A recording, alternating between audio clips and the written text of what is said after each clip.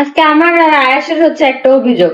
রিয়া খালি একটু বড়বড়ি কয়, আমি হ্যাঁ খালি বলে যে আয়াস নাকি হাঁকা করছে, একটু বড়বড়ি খালি মিথ্যা অপবাদ দেয় আমার বাপটাকে।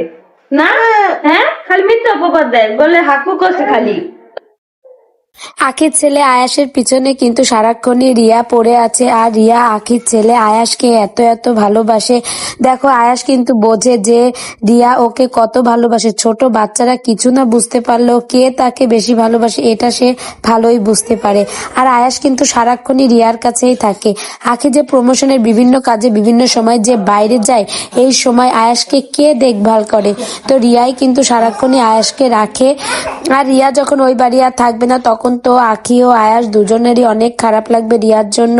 আর আর আখির মাও কিন্তু আয়াসকে সারাক্ষণই রাখে। তো দুজন মিলেই কিন্তু আয়াসকে দেখাশোনা করা লাগে, কারণ তোমরা তো জানো ছোট বাচ্চারা তো সারাক্ষণই দুষ্টমির পরেই থাকে। তো সেই ক্ষেত্রে কিন্তু আয়াসকে তো রিয়ার মা দুজনেই মিলে কিন্তু রাখে। তো এই কারণেই কিন্তু আখি সারাক্ষণ বাইরে বিভিন্ন কাজে ব্যস্ত থাকতে পারে। তো বন্ধুরা, ছোট বাচ্চা বাসায় না থাকলে ভালোই লাগে না, তোমরা তো ভালো করেই জানো। আর রিয়া তো মানে আয়াস বলতে কি বলবো, রিয়া মোটে অজ্ঞান। আর ছোট বাচ্চারা সারাক্ষণই বাসায় একটু দুষ্টুমি করবে, একটু খেলাধুলা করবে, এটাই তো বেশি ভালো লাগে। তো বন্ধুরা, এই ভিডিওটি সম্পর্কে তোমার মূল্যবান মতামত কমেন্ট বক্সে জানাতে কিন্তু ভুলবা না।